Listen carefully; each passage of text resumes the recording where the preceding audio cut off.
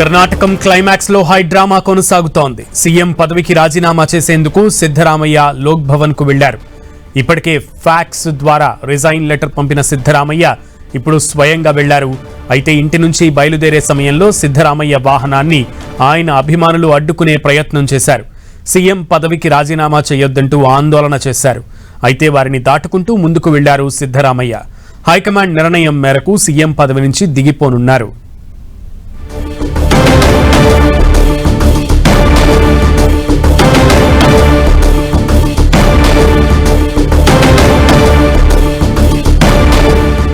సిద్ధరామయ్య నివాసం నుంచి లోక్ భవన్ కు సీఎం పదవి రిజైన్ చేయడానికి ఇప్పటికే ఫ్యాక్స్ పంపిన నేపథ్యంలో మరొకసారి లోక్ భవన్ కు స్వయంగా సిద్ధరామయ్య బయలుదేరిన క్రమంలో ఒక్కసారిగా ఆయన అభిమానులు ఆయన వాహన శ్రేణిని అడ్డుకున్నటువంటి పరిస్థితి ఉంది. ఈ నేపథ్యంలో సీఎం పదవికి రిజైన్ చేయొద్దు, రాజీనామా చేయొద్దు అంటూ కూడా అభిమానులు వేడుకున్న నేపథ్యంలో వారిని దాటుకుంటూనే సీఎం సిద్ధరామయ్య లోక్ భవన్ కు వెళ్లారు. లోక్ భవన్ లో ఇప్పుడు ఆయన రాజీనామా పత్రాన్ని నేరుగా సమర్పించనున్నట్లుగా తెలుస్తోంది. ఇక తర్వాత సాయంత్రం నేరుగా ఢిల్లీకి వెళ్లే అవకాశం ఉన్నట్లుగా తెలుస్తోంది. రాజ్యసభ స్థానానికి సంబంధించి హైకమాండ్తో చర్చించే అవకాశం ఉన్నట్లుగా సమాచారం.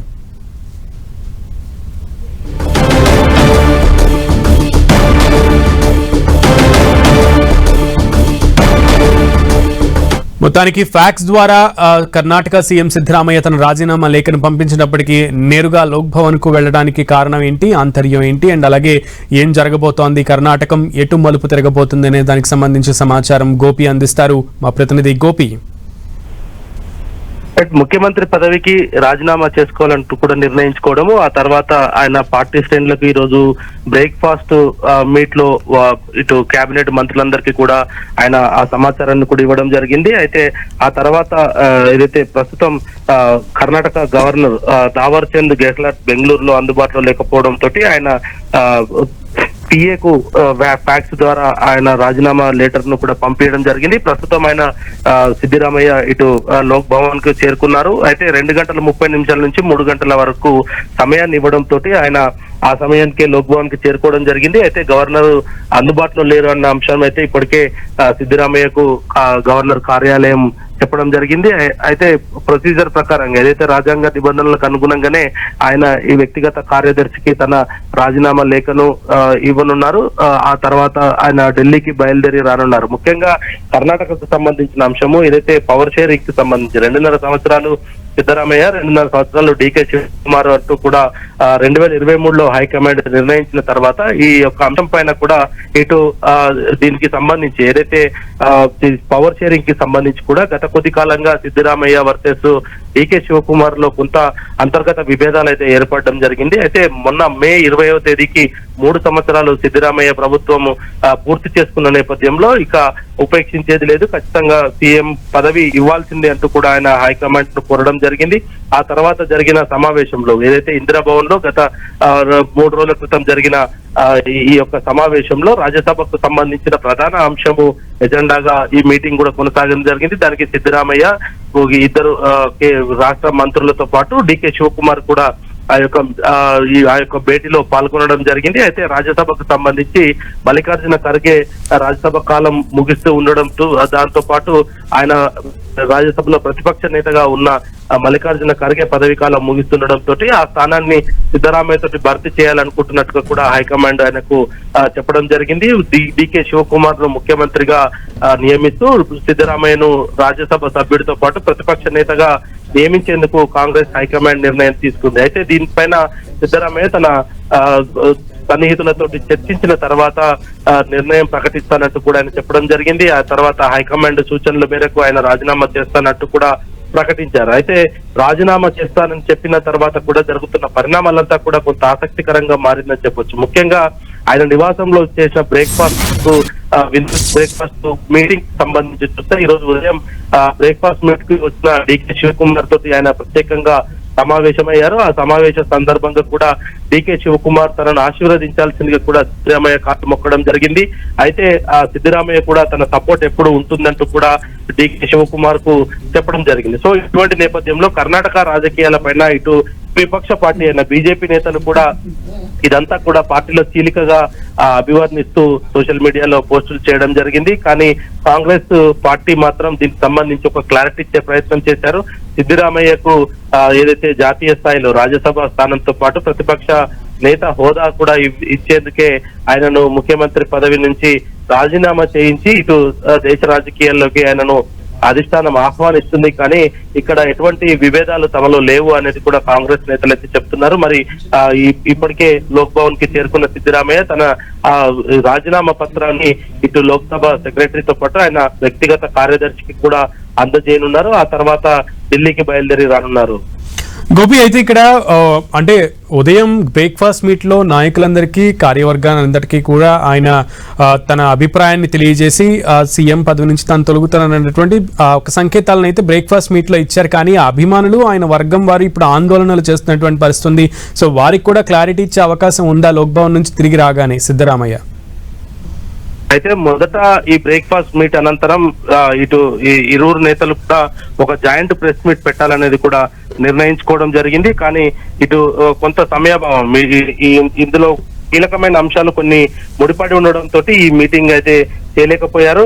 అయితే ఇటు పోర్ట్ఫోలియోలకు సంబంధించి ఏదైతే సిద్దిరామయ్య కొన్ని కూడా అధిష్టానం ముందు ఉంచినట్టుగా తెలుస్తుంది. దానికి డికే శివకుమార్ కూడా కొంత అంగీకరించినట్టుగా కూడా కొంత వార్తలు అయితే రావడం జరిగింది. సో ఇటువంటి నేపథ్యంలో మరి ఈ సిద్దిరామయ్య వర్గానికి సంబంధించి ఆయన ఫాలోవర్స్ కావచ్చు లేదా ఆయనకు అత్యంత సన్నిహితులు ఉన్న వారు కూడా ఆయనను రాష్ట్ర రాజకీయాల్లోనే ఉండాల్సిందిగా కోరడం జరిగింది. మరి ఆ నేపథ్యంలోనే ఇటు తన కుమారుడికి డిప్యూటీ సీఎం తో పాటు మరికొన్ని పోర్ట్ఫోలియోస్ ని కూడా ఆయన కోరుతున్నారు. మరి హైకమాండ్ తో చర్చించిన అనంతరం మిగతా అంశాలపైన మాత్రం తను మాట్లాడతానని చెప్పిన నేపథ్యంలోనే ఈ రోజు జాయింట్ ప్రెస్ మీట్ అనేది కూడా నిర్వహించలేకపోయారనేది తెలుస్తుంది. అయితే ఆ సందర్భంగా ఏదైతే సిద్దిరామయ్య మీడియాతో మాట్లాడతారు అన్న ఒక వార్త బయటికి వచ్చిన తర్వాత ఆయన అభిమానులంతా కూడా పెద్ద ఎత్తున కూడా ఆయన నివాసానికి చేరుకోవడం జరిగింది. ఆ తర్వాత ఆయన నివాసం నుంచి లోక్ భవన్ కి బయలుదేరే సమయంలో కూడా అక్కడ వాళ్ళంతా కూడా ఆయనను అడ్డుకునే ప్రయత్నం చేశారు. రాజీనామా చేయకుండా ఉండేందుకు సకల ప్రయత్నాలు అయితే అభిమానులు చేశారు. మరి ఆయనకు సంబంధించిన వర్గీయులు కూడా తాను సిద్దిరామయ్య రాజీనామా చేయకుండా కొనసాగాలంటూ కూడా కారును అడ్డుకునే ప్రయత్నం చేశారు. అయినప్పటికీ వాళ్ళందరికీ కూడా కొత్త సంజాయిస్తూ ఆయన ముందుకు సాగారు. మరి లోక్ భవన్ కి ఇప్పటికే చేరుకోవడం జరిగింది. ఇక డికే శివకుమార్ కి సంబంధించి చూస్తే రేపు లేదా ఎల్లుండి రేపు సిఎల్పి నేతగా ఆయనను ఎన్నుకున్న తర్వాత ఎల్లుండి ప్రమాణ స్వీకారం చేసే అవకాశాలు కూడా కనపడుతున్నాయి. మరి దానికి సంబంధించి కూడా ఆయన సిద్దిరామయ్య ఇప్పటికే కేబినెట్ కి సంబంధించిన మినిస్టర్స్ తోటి జరిగిన బ్రేక్ఫాస్ట్ లో తదుపరి ముఖ్యమంత్రి అభ్యర్థిగా డికే శివకుమార్ ని ప్రకటించినారు. ఆ తర్వాత ఆయన లోక్ భవన్ కి అయితే చేరుకోవడం జరిగింది. మరి అభిమానులతోటి ఇటు మీడియాతో కూడా మాట్లాడతారని భావించినప్పటికీ ఢిల్లీ పెద్దలతో మాట్లాడిన తర్వాతే కొన్ని కీలక నిర్ణయాలు కొన్ని కీలక అంశాలపైన హైకమాండ్ తో చర్చించి గోపి మీరు ఒక నిమిషం లైన్ లో ఉండండి. సీఎం సిద్ధరామయ్య ప్రజలను ఉద్దేశించి మాట్లాడబోతున్నారు. పక్కనే డికే శివకుమార్ కూడా ఉన్నారు. లైవ్ చూద్దాం.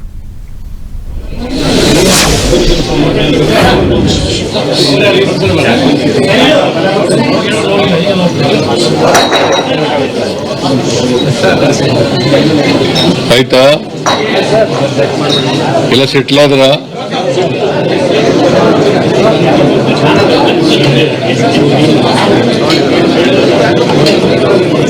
ಎಲ್ಲ ಮಾಧ್ಯಮದ ಸ್ನೇಹಿತರೆ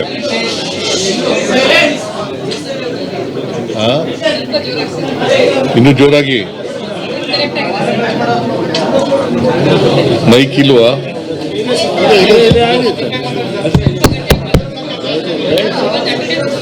ಕೇಳಿಸ್ತಾ ಇದೆ ಎಲ್ರಿಗೂ? ಮಾಧ್ಯಮದ ಸ್ನೇಹಿತರೆ, ನಿಮ್ಮೆಲ್ಲರಿಗೂ ನಮಸ್ಕಾರ.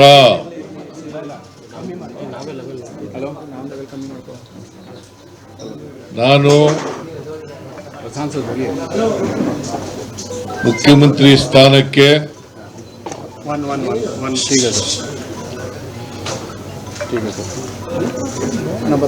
ರಾಜ್ಯಪಾಲರ ಭವನದಲ್ಲಿ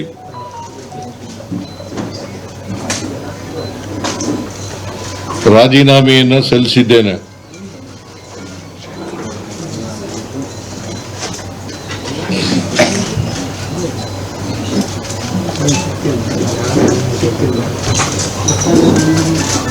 ರಾಜ್ಯಪಾಲರು ಊರಿನಲ್ಲಿ ಇಲ್ಲ, ಇವತ್ತು ರಾತ್ರಿ ಬರ್ತಾರೆ ಅಂತ ಹೇಳಿ ಅವರ ಕಚೇರಿನಲ್ಲಿ ತಿಳಿಸಿದ್ರು.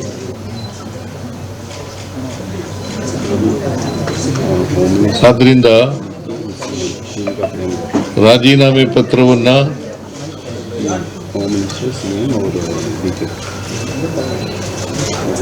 ಅವರ ಕಚೇರಿ,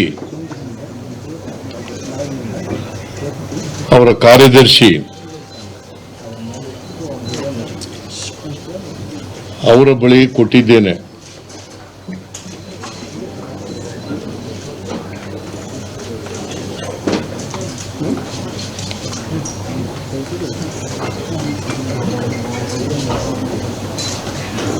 ನಾನು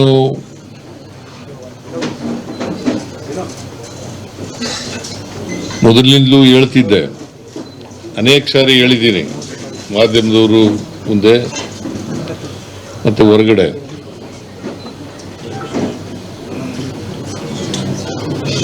ಹೈಕಮಾಂಡ್ನವರು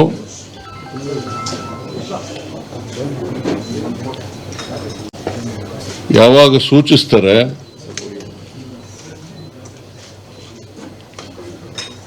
ಆವಾಗ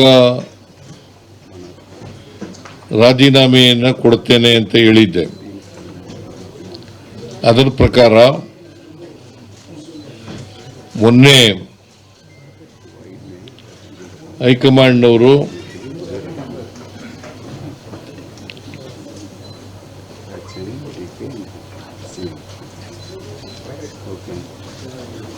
ರಾಜೀನಾಮೆ ಕೊಡಿ ಅಂತ ಹೇಳಿದ ಮೇಲೆ ನಾನು ನಾಳಿದ್ದು ರಾಜೀನಾಮೆ ಕೊಡ್ತೀನಿ ಅಂತ ಹೇಳಿದೆ. ಅಂದ್ರೆ ಒಂದು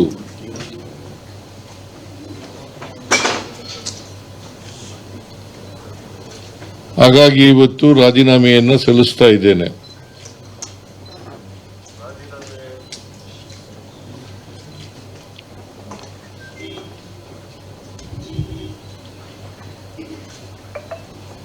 ರಾಜ್ಯಪಾಲರು ನನ್ನ ರಾಜೀನಾಮೆ ಪತ್ರವನ್ನು ಅವರು ಬಂದ ಮೇಲೆ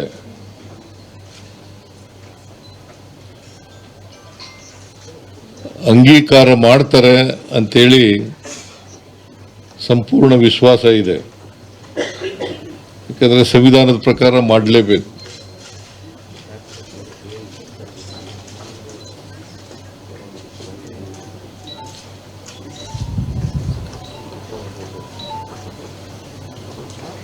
ಅವರು ಪ್ರೊಸೀಜರ್ ಏನ್ ಮಾಡ್ತಾರೆ ಅದು ಅವ್ರಿಗೆ. ಆದ್ರೆ ಒಂದ್ಸಾರಿ ಮುಖ್ಯಮಂತ್ರಿಗಳು ರಾಜೀನಾಮೆ ಕೊಟ್ಟ ಮೇಲೆ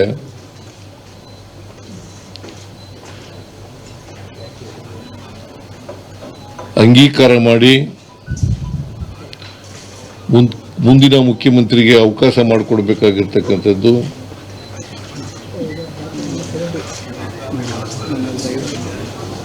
ಅವರ ಜವಾಬ್ದಾರಿ.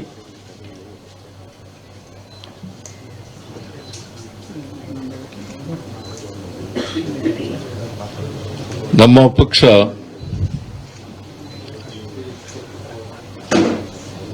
ನೂರ 35+1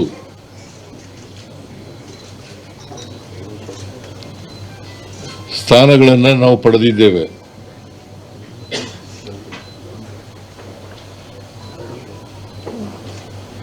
ಜೊತೆಯಲ್ಲಿ ಇಬ್ಬರು ಇಂಡಿಪೆಂಡೆಂಟ್ಸ್ ಕೂಡ ನಮ್ಮ ಸರ್ಕಾರಕ್ಕೆ ಬೆಂಬಲವನ್ನು ವ್ಯಕ್ತ ಮಾಡಿದ್ದಾರೆ.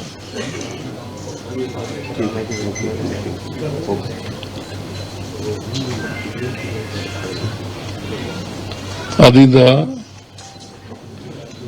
ನಾವು ಸಂಪೂರ್ಣ ಬಹುಮತದಲ್ಲಿದ್ದೇವೆ.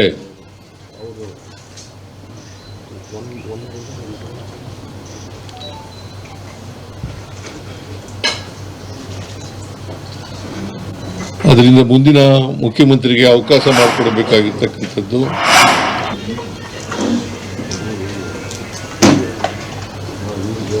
ಸಂವಿಧಾನಬದ್ಧವಾಗಿದೆ ಅಂತಕ್ಕಂಥ ಮಾತುಗಳನ್ನು ಈ ಸಂದರ್ಭದಲ್ಲಿ ಹೇಳಲಿಕ್ಕೆ ಬಯಸ್ತಾ ಇದ್ದೇನೆ.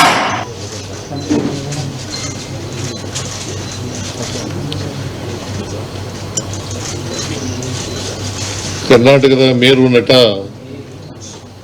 ರಾಜ್ಕುಮಾರ್ ಅವರು ಅಭಿಮಾನಿ ದೇವರು ಅಂತ ಕರೀತಾ ಇದ್ರು.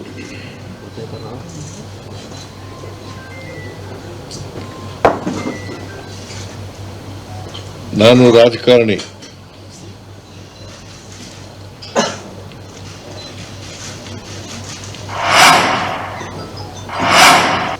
ನಾನು ಸಂವಿಧಾನನೇ ನಮ್ಮ ಧರ್ಮ ಅಂತ ತಿಳ್ಕೊಂಡಿರ್ತಕ್ಕಂಥವನು.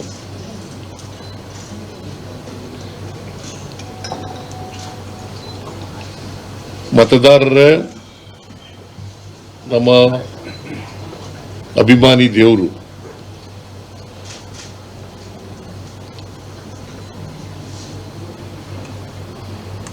ಕನ್ನಡ ನಾಡಿನ ಕರ್ನಾಟಕದ 7 ಕೋಟಿ ಜನಸಂಖ್ಯೆ ಸೇವೆ ಮಾಡತಕ್ಕಂಥ ಅವಕಾಶ ನನಗೆ ಸಿಕ್ಕಿತ್ತು. 2 ಬಾರಿ ಮುಖ್ಯಮಂತ್ರಿ ಆಗ್ತಕ್ಕಂಥ ಅವಕಾಶ ಸಿಕ್ಕಿತ್ತು.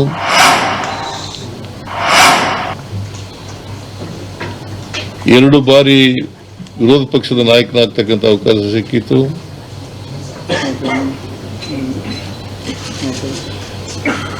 ಈ ಅವಕಾಶವನ್ನು ಒದಗಿಸಿಕೊಟ್ಟಂತ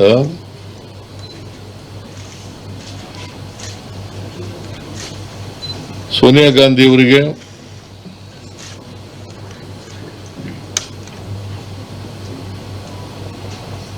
ರಾಹುಲ್ ಗಾಂಧಿ ಅವರಿಗೆ,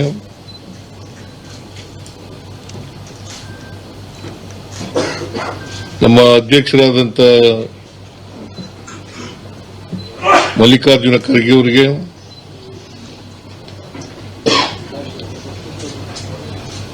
ಈ ಸಂದರ್ಭದಲ್ಲಿ ಅಪಾರವಾದಂಥ ಧನ್ಯವಾದಗಳನ್ನು ಅವರಿಗೆ ತಿಳಿಸ್ತಕ್ಕಂಥ ಕೆಲಸವನ್ನು ಮಾಡ್ತೇನೆ.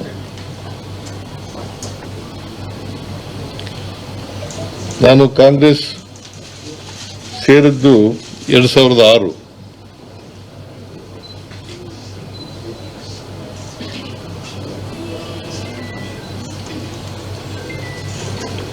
2006ರಿಂದ ಕಾಂಗ್ರೆಸ್ನ ಕಾರ್ಯಕರ್ತರು, ಎಲ್ಲ ಕಾಂಗ್ರೆಸ್ಸಿನ ಮುಖಂಡರುಗಳು, ಶಾಸಕರು, ಲೋಕಸಭಾ ಮತ್ತು ರಾಜ್ಯಸಭಾ ಸದಸ್ಯರು,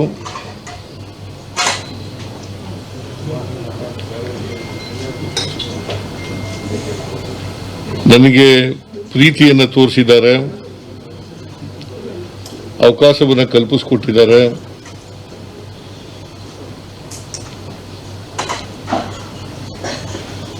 ಅವರೆಲ್ಲರಿಗೂ ಕೂಡ ಈ ಸಂದರ್ಭದಲ್ಲಿ ಧನ್ಯವಾದಗಳನ್ನು ಹೇಳಲಿಕ್ಕೆ ಬಯಸ್ತಾ ಇದ್ದೇನೆ.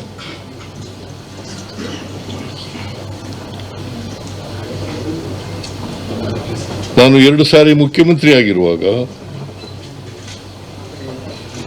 2023ರಿಂದ 18ರವರೆಗೆ ಮೊದಲನೇ ಸಾರಿ, 2013ರಿಂದ 18ರವರೆಗೆ, ಆಮೇಲೆ 23ರಿಂದ ಇಲ್ಲಿವರೆಗೆ,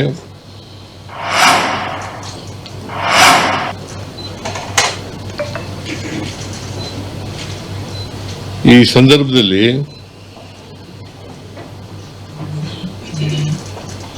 ನನ್ನ ಜೊತೆ ಕೆಲಸ ಮಾಡಿದಂಥ ನನ್ನ ಸಹೋದ್ಯೋಗಿಗಳು,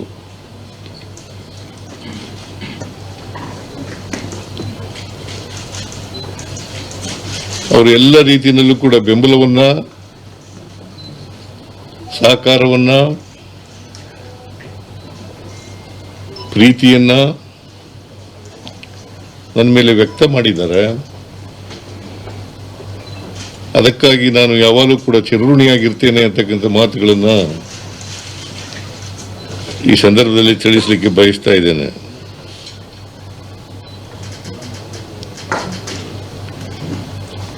ನಾನು ಹಳ್ಳಿಗಾಡಿನಿಂದ ಬಂದಂಥವನು.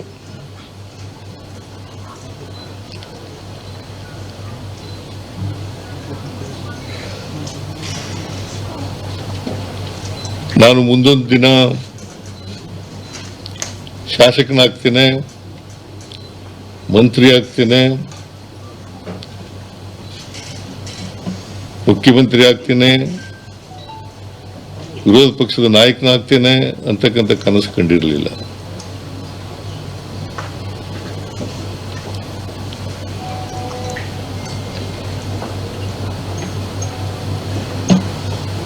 ನಾನು ರಾಜಕಾರಣಕ್ಕೆ ಬಂದದ್ದು ಆಕಸ್ಮಿಕ.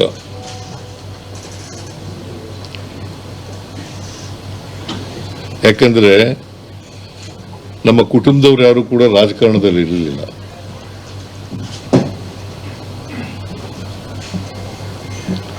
ನಮ್ಮ ತಂದೆ ತಾಯಿಗಳಾಗಲಿ ಅಥವಾ ಇನ್ಯಾರೇ ನಮ್ಮ ಕುಟುಂಬಕ್ಕೆ ಸಂಬಂಧಪಟ್ಟಂಥವ್ರು ಯಾರು ಕೂಡ ರಾಜಕಾರಣದಲ್ಲಿ ಇರಲಿಲ್ಲ.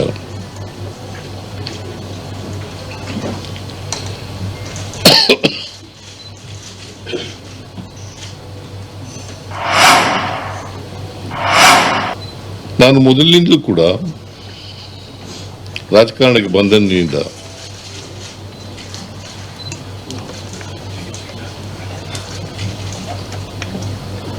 ಬುದ್ಧ, ಬಸವ, ಬಾಬಾ ಸಾಹೇಬ್ ಅಂಬೇಡ್ಕರ್, ಗಾಂಧೀಜಿ,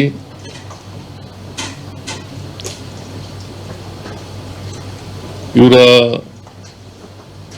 ತತ್ವಾದರ್ಶಗಳಲ್ಲಿ ನಂಬಿಕೆ ಇಟ್ಕೊಂಡಿದ್ದಂಥವನು.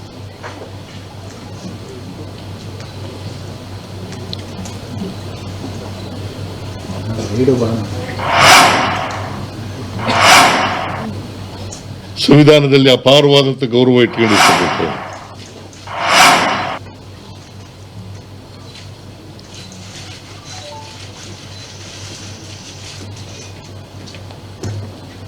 ಎಲ್ಲ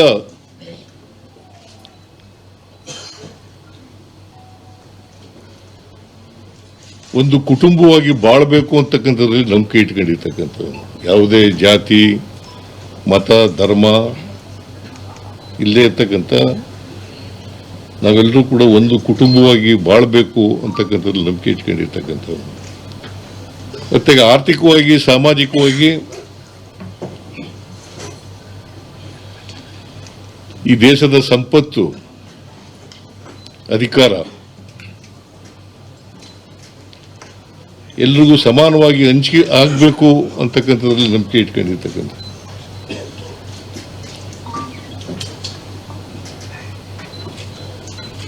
ಅದಕ್ಕಾಗಿಯೇ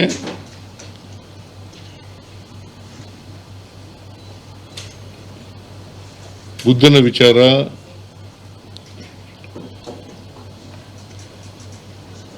ಬಸವಣ್ಣವರ ವಿಚಾರ, ಗಾಂಧೀಜಿಯವರ ವಿಚಾರ, ಬಾಬಾ ಸಾಹೇಬ್ ಅಂಬೇಡ್ಕರ್ ಅವರ ವಿಚಾರ,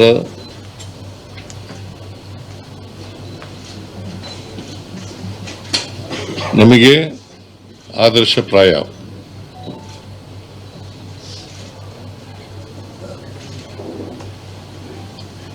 ಇಡೀ ಸಮಾಜ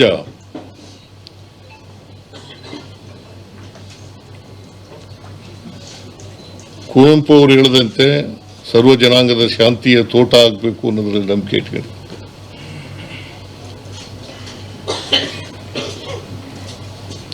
ಇಡೀ ಸಮಾಜ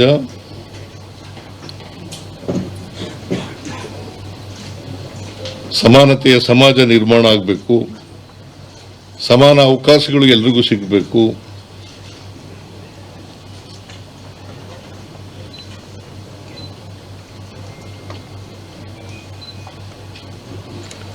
ಸಮಾನ ಅವಕಾಶಗಳು ಇಲ್ಲದೇ ಇರೋದ್ರಿಂದಲೇ ನಮ್ಮ ಸಮಾಜದಲ್ಲಿ ನಾವು ಅಸಮಾನತೆಯನ್ನು ನೋಡಲಿಕ್ಕೆ ಸಾಧ್ಯ ಆಗಿರ್ತಕ್ಕಂಥದ್ದು.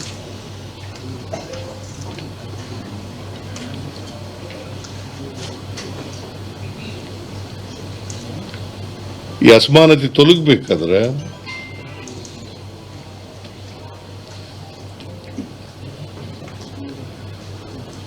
ಎಲ್ಲರಿಗೂ ಸಮಾನತೆಯ ಅವಕಾಶ ಸಿಕ್ಕಲೇಬೇಕು. ಅದಕ್ಕಾಗಿ ನಮ್ಮ ಮೊದಲನೇ ಅವಧಿನಲ್ಲಿದ್ದಂಥ ಸರ್ಕಾರ 2013ರಿಂದ 18 2023ರಿಂದ ಇಲ್ಲಿವರೆಗೆ ಇರ್ತಕ್ಕಂಥ ಸರ್ಕಾರ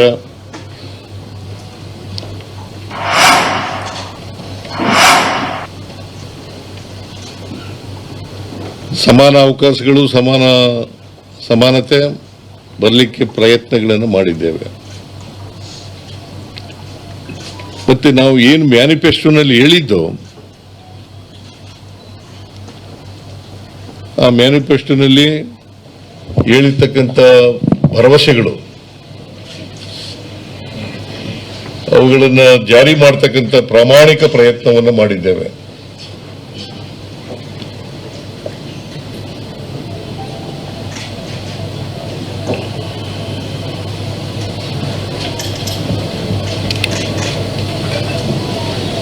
ಎರಡು 2013ರಿಂದ 2018ರವರೆಗೆ ನಮ್ಮ ಮ್ಯಾನಿಫೆಸ್ಟೋ ಮೂಲಕ 165 ಭರವಸೆಗಳನ್ನು ಕೊಟ್ಟಿದ್ದು. ಆ ಭರವಸೆಗಳಲ್ಲಿ 158 ಭರವಸೆಗಳನ್ನು ಈಡೇರಿಸಿದ್ದೇವೆ.